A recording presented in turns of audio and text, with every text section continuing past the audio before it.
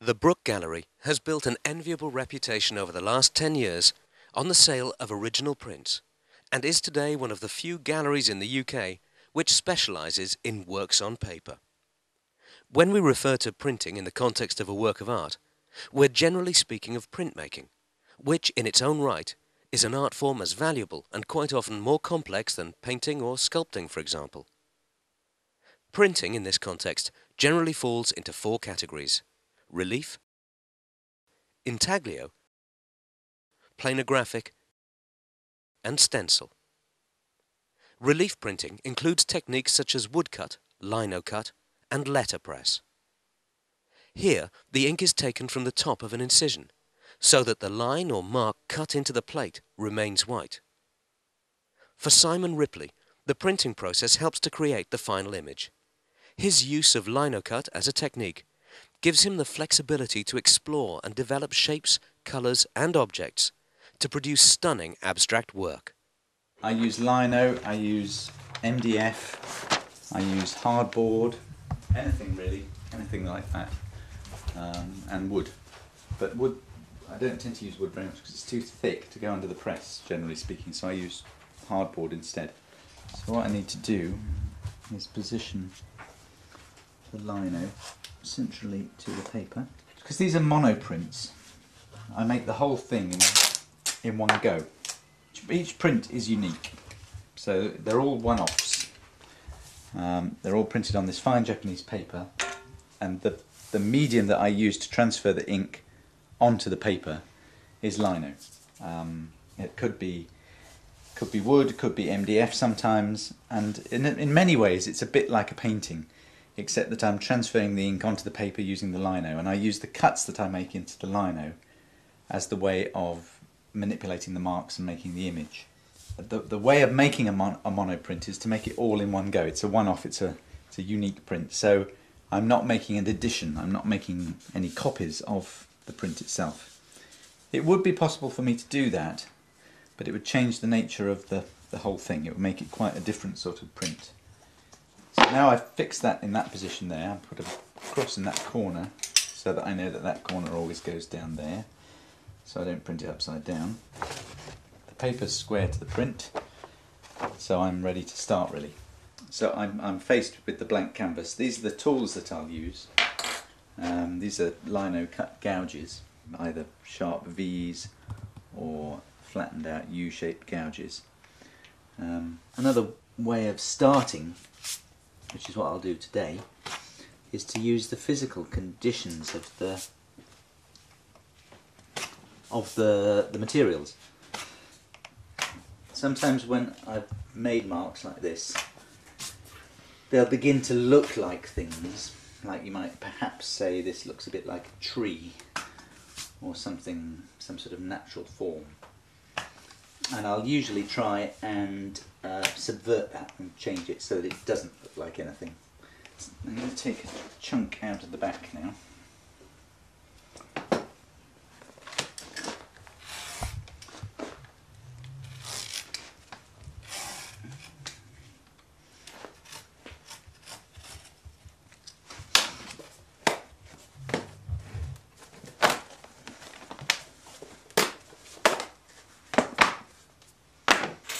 What I'm doing now is everything I cut away now will print white.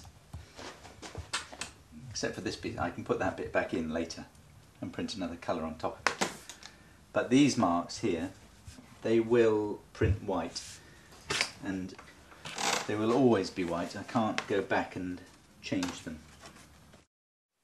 Simon will now finish making the marks in the lino plate.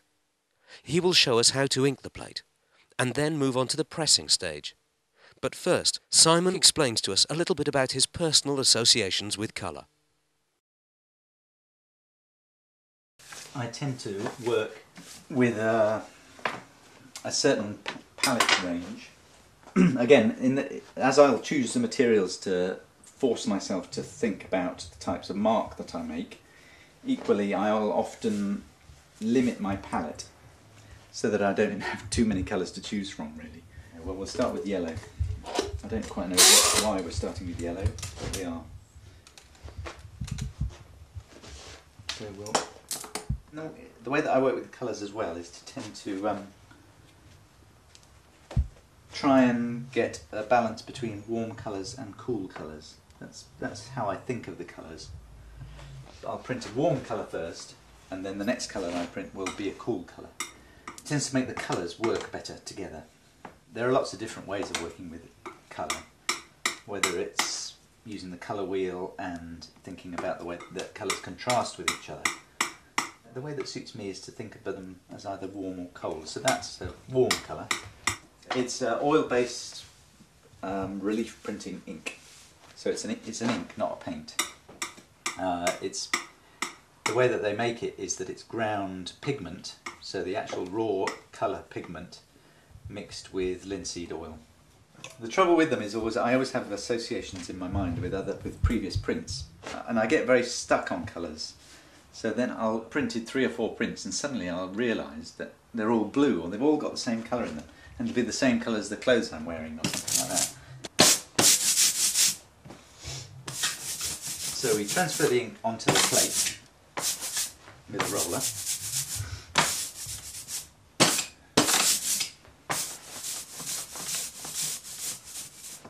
So I'm ready to print this now. I check where my little cross is, so I know it goes this way up. So in a way, the press is one of the reasons why I'm a relief printmaker, really. My grandfather and his brother set up a printing business in London just before the war.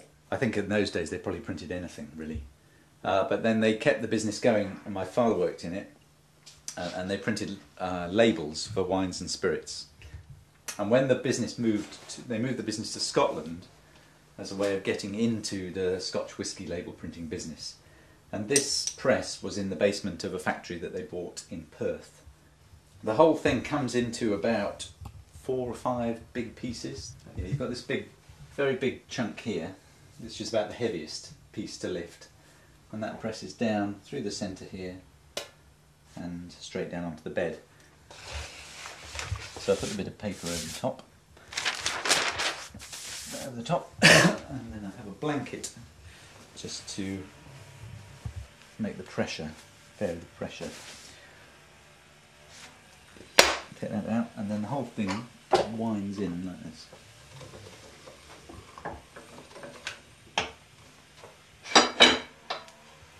And then you pull it across like this.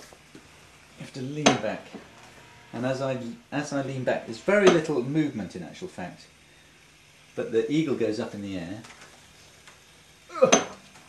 and the pressure comes down through the middle of the press like that. So it generates a huge amount of pressure. You can see the amount of pressure that it's generated because it's forced the ink right through the paper.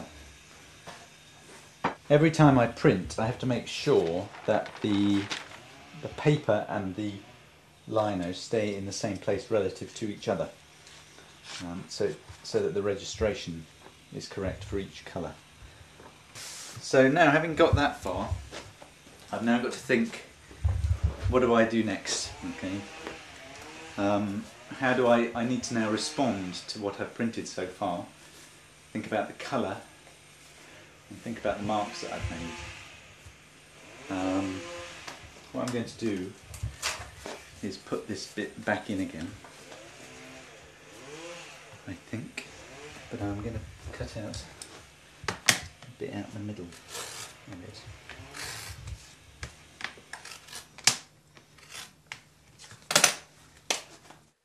As with all forms of printing, this process is then repeated until Simon is satisfied with the results. Because much of Simon's work is monoprint, they are one-offs. Therefore, his final output will be a very individual and unique piece.